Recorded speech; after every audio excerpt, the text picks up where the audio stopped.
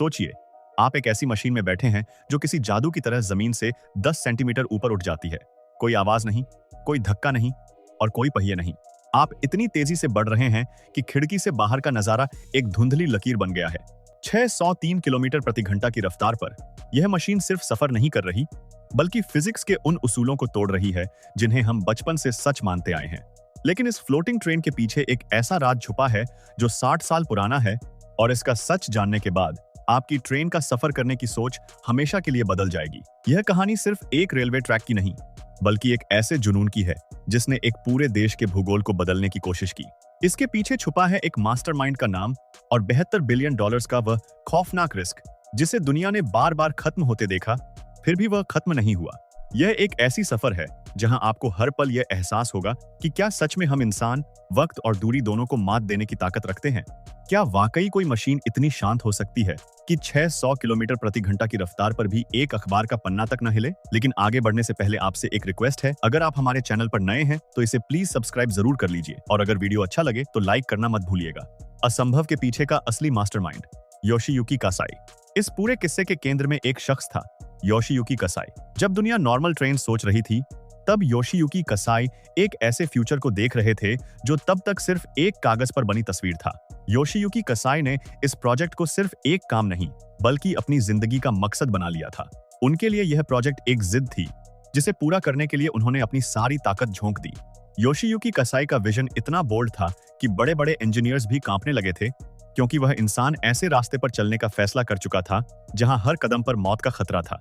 योशियुकी कासाई ने JR central को एक ऐसी मशीन बनाने के लिए मजबूर किया जिसके लिए टेक्नोलॉजी तक मौजूद नहीं थी। उन्होंने खुद को एक लीडर से बढ़कर एक विजनर के रूप में स्थापित किया, जिनकी हृदय की धड़कन इस ट्रेन की स्पीड से जुड़ी थी। 1964 में जब जापान ने बुलेट ट्रेन लॉन्च की, तब योशियुकी कासाई ने ही यह सवाल उठाया कि आगे क्या। उन्होंने अकेले दम पर उस सोच को जन्म दिया जिसने आने वाले दशकों की परिवहन क्रांति को दिशा दी। भूवैज्ञानिक युद्ध। पहाड़ जिन्होंने टक्कर ली, पहाड़ इंसानों के सामने नहीं झुकते, और योशियुकी कासाई की टीम ने इस सच को अपने खून पसीने से महसूस किया। 246 किलोमीटर की सुरंगें, इतनी गहराई में कि वहां पहाड़ों का दबाव किसी लोहे को भी कागज की तरह मोड़ सकता है। योशियुकी कासाई ने जब इस टनल के प्लान पर साइन किया, तो उन्हें पता था कि उनके इंजीनियर्स एक ऐसी जगह जा रहे हैं जहां जमीन कभी भी फट सकती है। 300 मिलियन साल पुरानी चट्टानें, अंडरग्राउंड नदियां और ऐसा रॉक प्रेशर जो किसी को भी राख कर सकता था। 1400 मीटर का पहाड़ ऊपर और नीचे मौत का मंजर। योशियुकी कासाई की टीम ने वहां न्यू ऑस्ट्रियन टनलिंग मेथड का इस्तेमाल किया, लेकिन हर 6 घंटे में होने वाला ब्लास्ट एक नई चुनौती लेकर आता था। हर 90 मिनट में एक कॉन्क्रीट रिंग, और हर रोज 4000 टन की वह TBM मशीन जिसे टुकड़ों में जमीन के नीचे उतारा गया। यह सिर्फ कंस्ट्रक्शन नहीं, बल्कि कुदरत के खिलाफ एक जंग थी जिसे योशियुकी कासाई जीतना चाहते थे, और जहां हर एक सेंटीमीटर की एक्यूरेसी मायने रखती थी। क्या आप कल्पना कर सकते हैं कि एक ऐसी जगह जहां पानी के फव्वारे और गिरती चट्टानें मौत को दावत दे रही हों, वहां इंसान ने मिलीमीटर की सटीकता से रास्ता बना लिया। तैरने का विज्ञान, शून्य पर उड़ान। अब आपको यह समझ आ जाएगा कि यह ट्रेन कैसे तैरती है। इसके अंदर कोई इंजन नहीं है, पूरा इंजन ट्रैक के नीचे दफन है। 5,80,000 कॉइल्स जो जमीन के अंदर बिछी हैं, वही इस ट्रेन को हवा में पकड़ कर रखती हैं। योशियुकी कासाई ने एक ऐसी टेक्नोलॉजी को चुना जिसे कंट्रोल करने के लिए एब्सोल्यूट जीरो से भी ठंडी लिक्विड हीलियम की जरूरत पड़ती है।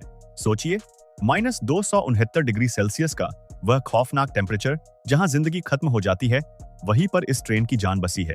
योशियुकी कासाई का यह एक्सपेरिमेंट एक ऐसी मशीन बन गया जिसमें न तो कोई पहिया जमीन को छूता है और न ही कोई तार बिजली देती है। 1997 में पहली बार लेविटेशन सफल हुआ। मैग्नेट और कॉइल का वह कॉम्प्लेक्स मिलन, जिसे लेजर से मिलीमीटर तक चेक किया गया है। 1 मिलीमीटर की गलती भी पूरे प्रोजेक्ट को तबाह कर सकती थी। पर योशियुकी कासाई का कंट्रोल सेंटर हर सेंसर को 24 घंटे मॉनिटर करता रहा। यह केवल विज्ञान नहीं, यह हकीकत में बदला हुआ एक भौतिकी का सिद्धांत है।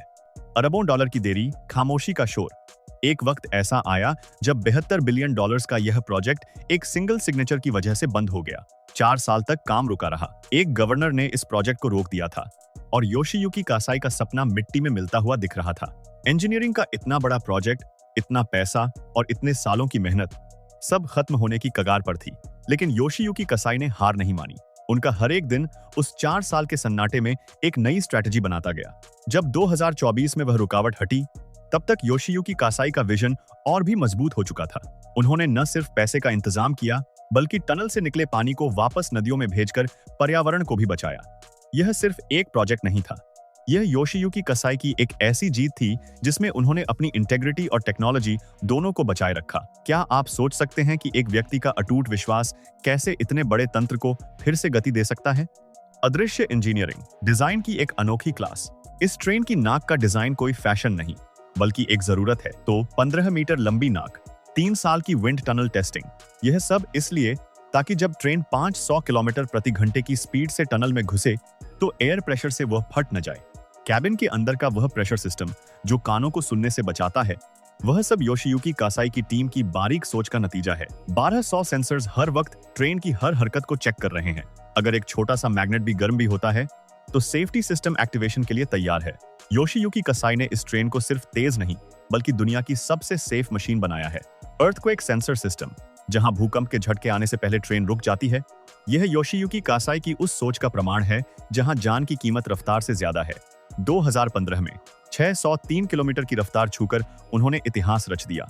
ये मशीनें सिर्फ लोहा और बिजली नहीं है, ये एक इंसान के उस सपने की मूर्त रूप हैं जिसने कभी हार नहीं मानी। हमारे भारत देश का नजरिया, भविष्य का निर्माण।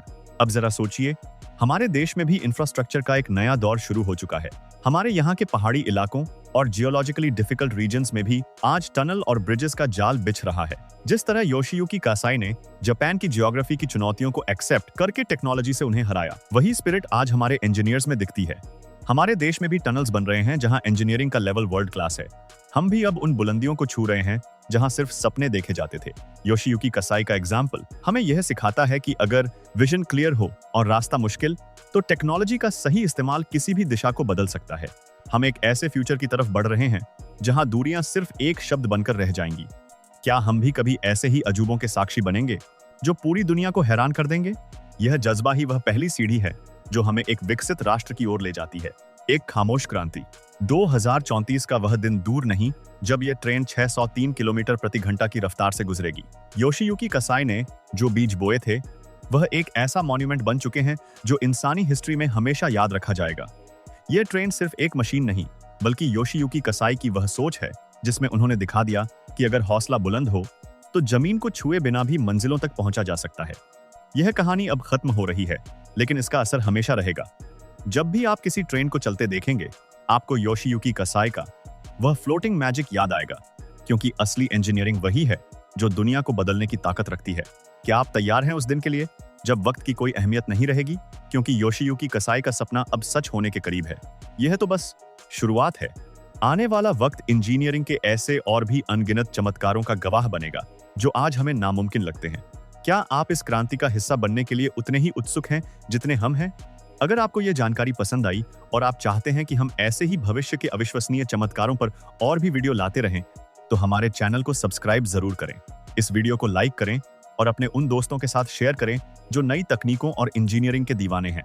आपकी एक छोटी सी प्रतिक्रिया हमें और भी बेहतर कंटेंट बनाने के लिए प्रेरित करती है। याद रखिए, बदलाव की शुरुआत एक सोच से होती है और आप उस बदलाव का हिस्सा बन सकते हैं। जुड़ने के लिए धन्यवाद और मिलते हैं आपसे अगले वीडियो में।